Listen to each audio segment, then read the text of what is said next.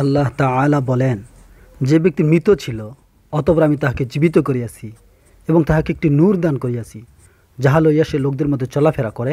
সে কি ওই ব্যক্তির মতো হইতে পারে যে বিভিন্ন অন্ধকারে নিমজ্জিত ছিল এবং এই অন্ধকার হইতে সে বাহির হইতেই পারে না? অর্থাৎ মুসলমান কি কাফিরের সমান হইতে পারে? আল্লাহ তাআলা বলেন, নিশ্চয় একজন মোমেন গোলাম একজন আজাদ মুশরিক পুরুষ হইতে অনেক উত্তম, যদিও মুশরিক পুরুষ তোমাদের নিকট কতই না ভালো মনে হয়। আল্লাহ তাআলা বলেন, যে ব্যক্তি মুমিন সে কি ওই ব্যক্তির মতো হইয়া যাইবে যে অবাধ্য অর্থাৎ কাফের? না, তাহারা একে অপরের সমান হইতে পারে না। হযরত আয়েশা রাদিয়াল্লাহু আনহা বলেন, আমাদিগকে রাসূলুল্লাহ সাল্লাল্লাহু আলাইহি ওয়াসাল্লাম এই বিষয়ে হুকুম করিয়াছেন যে আমরা যেন মানুষের সহিত তাহাদের মর্যাদার প্রতি লক্ষ্য রাখিয়া আচরণ করি। রাসূলুল্লাহ সাল্লাল্লাহু আলাইহি ওয়াসাল্লাম কাবার দিকে লক্ষ্য করিয়া ইরশাদ করিয়াছেন, লা ইলাহা ইল্লাল্লাহ, হে কাবা, তুমি কতই না পবিত্র, তোমার খুশবু কতই না উত্তম এবং তুমি কতই না মর্যাদার যোগ্য, কিন্তু মুমিনের মর্যাদা ও সম্মান তোমার চাইতেও বেশি। আল্লাহ তাআলা তোমাকে মর্যাদার যোগ্য বানাইয়াছেন। এমনইভাবে মুমিনের মাল, রক্ত ও ইজ্জত আবরুকেও মর্যাদার যোগ্য বানাইয়াছেন। আর এই মর্যাদার কারণেই কোনো মুমিনের ব্যাপারে সামান্যতম খারাপ ধারণা করাও আমাদের জন্য হারাম করিয়া দিয়েছেন। রাসূলুল্লাহ সাল্লাল্লাহু আলাইহি ওয়াসাল্লাম ইরশাদ করিয়াছেন, মুসলমান দরিদ্রগণ মুসলমান ধনীদের 40 বছর পূর্বে জান্নাতে প্রবেশ করিবে। রাসূলুল্লাহ সাল্লাল্লাহু আলাইহি ওয়াসাল্লাম ইরশাদ করিয়াছেন, দরিদ্ররা ধনীদের আধা দিন পূর্বে জান্নাতে প্রবেশ করিবে, আর ওই আধা দিনের পরিমাণ 500 বছরের সমান হইবে। নবী করিম সাল্লাল্লাহু আলাইহি ওয়াসাল্লাম ইরশাদ করিয়াছেন, কিয়ামতের দিন যখন তোমরা জমা হইবে তখন ঘোষণা করা হইবে যে এই উম্মতের দরিদ্র এবং গরিব লোকেরা কোথায়? এই ঘোষণার পর তাহারা দাঁড়াইয়া যাইবে। অতঃপর তাহাদিগকে জিজ্ঞাসা করা হইবে, তোমরা কি আমল করিয়াছিলে? তাহারা বলিবে, হে আমাদের রব, আপনি আমাদিগকে পরীক্ষা করিয়াছিলেন, আমরা সবর করিয়াছি। আপনি আমাদের ব্যতীত অন্য লোকদেরকে মাল এবং রাজত্ব দান করিয়াছিলেন। আল্লাহ তাআলা বলিবেন, তোমরা সত্য বলিতেছ। নবী করিম সাল্লাল্লাহু আলাইহি ওয়াসাল্লাম ইরশাদ করিয়াছেন, সুতরাং ওই সমস্ত লোক সাধারণ লোকদের আগে জান্নাতে দাখিল হইয়া যাইবে, আর হিসাব কিতাবের কঠোরতা মালদার এবং শাসকদের জন্য থাকিয়া যাইবে। রাসূলুল্লাহ সাল্লাল্লাহু আলাইহি ওয়াসাল্লাম ইরশাদ করিয়াছেন, এলোমেলো চুলওয়ালা, ধুলো ধূসরিত, পুরাতন চাদরওয়ালা, মানুষের দরজা হইতে বিতাড়িত এমন বহু লোক রহিয়াছে, যদি তাহারা আল্লাহ তাআলার উপর ভরসা করিয়া কোনো কসম করিয়া বসে, তবে আল্লাহ তাআলা অবশ্যই তাহার কসমকে পূরণ করিয়া দেন।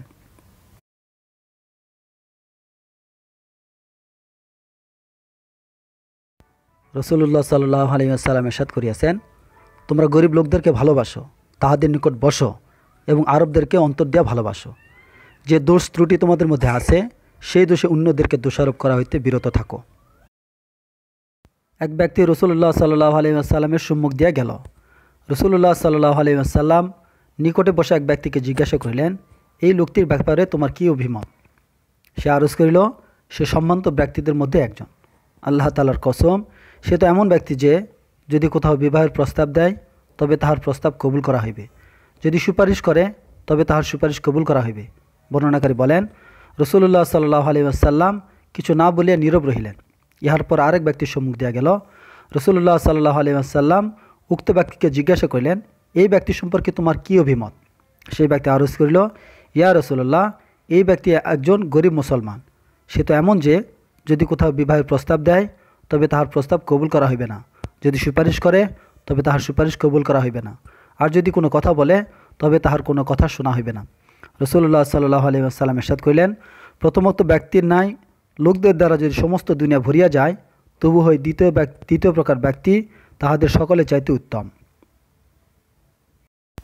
রাসূলুল্লাহ সাল্লাল্লাহু আলাইহি ওয়াসাল্লাম ইরশাদ করিয়াছেন, আমাকে দুর্বলদের মধ্যে তালাশ করো, কেননা দুর্বলদের কারণেই তোমাদিগকে রিজিক দান করা হয় এবং তোমাদিগকে সাহায্য করা হয়।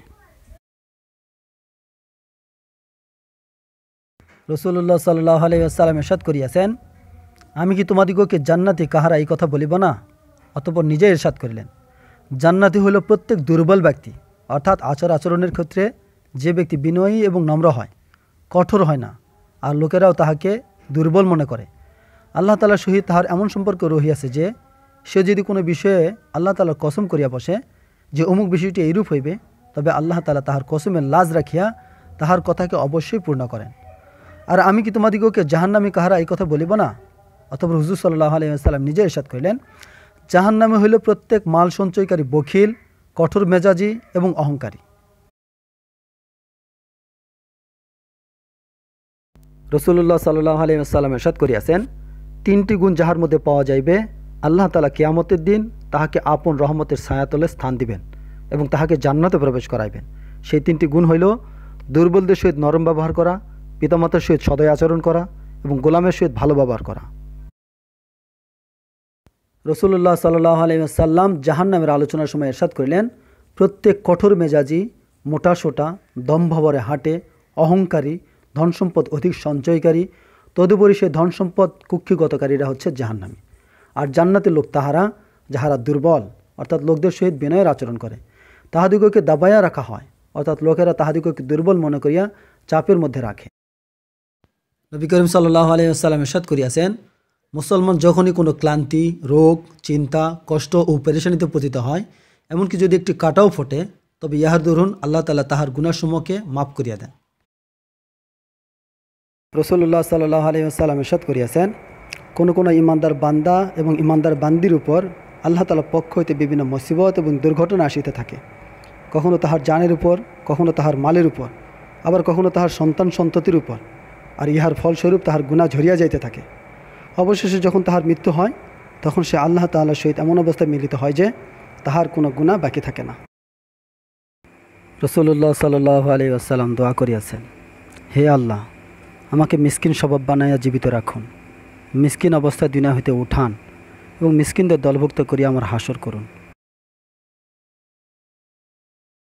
নবী করিম সাল্লাল্লাহু আলাইহি ওয়াসাল্লাম ইরশাদ করিয়াছেন, আল্লাহ তাআলা যখন কোনো বান্দাকে শারীরিক অসুস্থতায় আক্রান্ত করেন, তখন আল্লাহ তাআলা ফেরেশতাকে হুকুম করেন যে এই বান্দার ওই সমস্ত নেক আমল লিখিতে থাকো যাহা সে সুস্থ অবস্থায় করিত। অতঃপর যদি তাহাকে আরোগ্য দান করেন, তবে তাহাকে গুনাহ হইতে ধৌত করিয়া পরিষ্কার পরিচ্ছন্ন করিয়া দেন, আর যদি তাহার রূহ কবজ করিয়া নেন, তবে তাহাকে মাফ করেন এবং তাহার উপর রহম করেন। হযরত আবু সাঈদ খুদরি রাদিয়াল্লাহু আনহু রাসূলুল্লাহ সাল্লাল্লাহু আলাইহি ওয়াসাল্লামের খেদমতে নিজের অভাব এবং প্রয়োজনের কথা প্রকাশ করিলেন।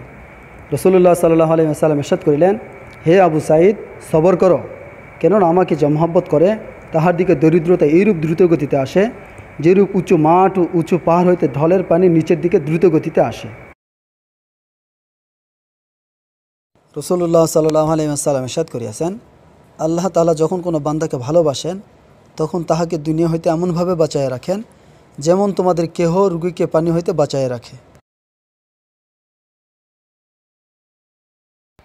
নবী করিম সাল্লাল্লাহু আলাইহি ওয়াসাল্লাম ইরশাদ করিয়াছেন, কিয়ামতের দিন শহীদকে আনা হইবে এবং তাহাকে হিসাব কিতাবের জন্য দাঁড় করানো হইবে।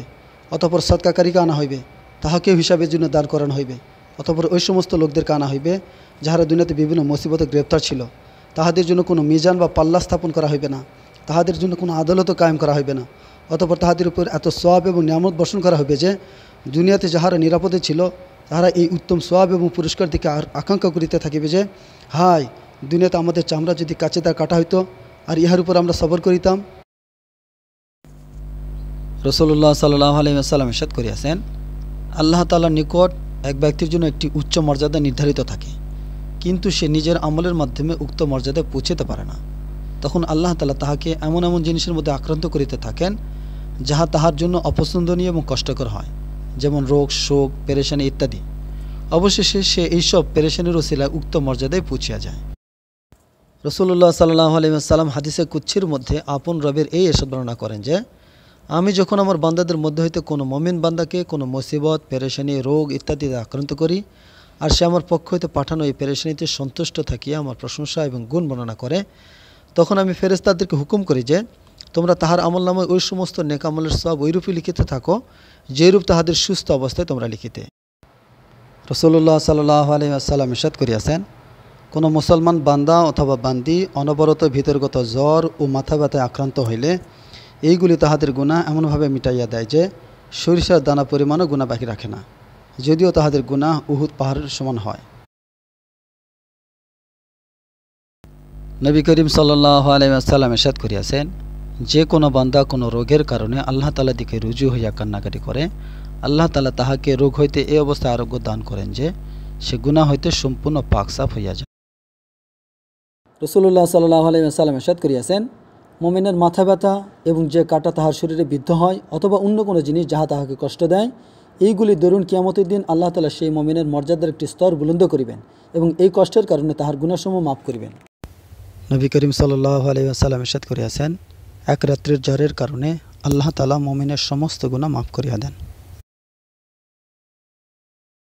রাসূলুল্লাহ সাল্লাল্লাহু আলাইহি ওয়াসাল্লাম ইরশাদ করিয়াছেন, কোনো বান্দা যখন অসুস্থ হয় অথবা সফর করে তখন তাহার জন্য ওই রকম আমলের সওয়াব এবং নেকি লেখা হয় যাহা সে সুস্থ অবস্থায় অথবা ঘরে থাকা অবস্থায় করিত, কিন্তু এখন রোগ বা সফরের কারণে উহা করিতে পারে না। নবী করিম সাল্লাল্লাহু আলাইহি ওয়াসাল্লাম ইরশাদ করিয়াছেন, সত্যবাদী এবং আমানতদার ব্যবসায়ীগণ নবী, সিদ্দিক এবং শহীদ গুণের সহিত থাকিবেন। হযরত কাব রাদিয়াল্লাহু আনহুর কন্যা উম্মে উমারা আনসারিয়া রাদিয়াল্লাহু আনহা বর্ণিত আছে যে নবী করিম সাল্লাল্লাহু আলাইহি ওয়াসাল্লাম তাহার নিকট তষ্টি বানিলেন, তিনি তাহার খেদমতে খানা পেশ করিলেন। নবী করিম সাল্লাল্লাহু আলাইহি ওয়াসাল্লাম তাহাকে বলিলেন, তুমিও খাও। উম্মে উমারা রাদিয়াল্লাহু আনহা আরজ করিলেন, আমি রোজা রাখিয়াছি। নবী করিম সাল্লাল্লাহু আলাইহি ওয়াসাল্লাম ইরশাদ করিলেন, রোজাদারের সম্মুখে যখন খানা খাওয়া হয় তখন খানেওয়ালাগুন খানা হইতে ফারাগ হওয়া পর্যন্ত ফেরেশতারা রোজাদারদের জন্য রহমতের দোয়া করিতে থাকে। নবী করিম সাল্লাল্লাহু আলাইহি ওয়াসাল্লাম ইরশাদ করিয়াছেন, ব্যবসায়ী লোকদেরকে কিয়ামতের দিন গুনাহগার অবস্থায় উঠানো হইবে, শুধুমাত্র ওই সমস্ত ব্যবসায়ীগণ ছাড়া যাহারা নিজেদের ব্যবসায় পরহেজগারি অবলম্বন করিয়াছে, অর্থাৎ খেয়ানত এবং ধোঁকাবাজিতে লিপ্ত হয় নাই এবং নেক কাজ করিয়াছে, অর্থাৎ নিজেদের ব্যবসায়িক লেনদেনে মানুষের সহিত ভালো ব্যবহার করিয়াছে এবং সত্যের উপর কায়েম রহিয়াছে। রাসূলুল্লাহ সাল্লাল্লাহু আলাইহি ওয়াসাল্লাম এরশাদ করিয়াছেন, একটি গাছ দ্বারা মুসলমানগণ কষ্ট পাইত, এক ব্যক্তি আসিয়া গাছটি কাটিয়া ফেলিল, অতঃপর সে এই আমলের ওসিলায় জান্নাতে দাখিল হইয়া গেল। মুসলিম।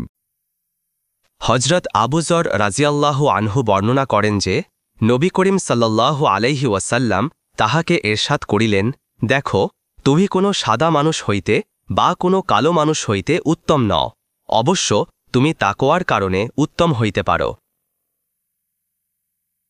রাসূলুল্লাহ সাল্লাল্লাহু আলাইহি ওয়াসাল্লাম এরশাদ করিয়াছেন, আমার উম্মতের মধ্যে কিছু লোক এমন রহিয়াছে যে যদি তাহাদের মধ্য হইতে কেহ তোমাদের কাহারও কাছে একটি দিনার অর্থাৎ স্বর্ণমুদ্রা চাহিতে আসে, তবে সে তাহাকে দিবে না। যদি একটি দেরহাম অর্থাৎ রৌপ্য মুদ্রা চায়, তবুও দিবে না। যদি একটি পয়সা চায়, তবু একটি পয়সাও তাহাকে দিবে না। কিন্তু আল্লাহ তাআলার নিকট তাহার মর্যাদা এই যে সে যদি আল্লাহ তাআলার নিকট জান্নাত চায়, তবে আল্লাহ তাআলা তাহাকে জান্নাত দিয়া দিবেন।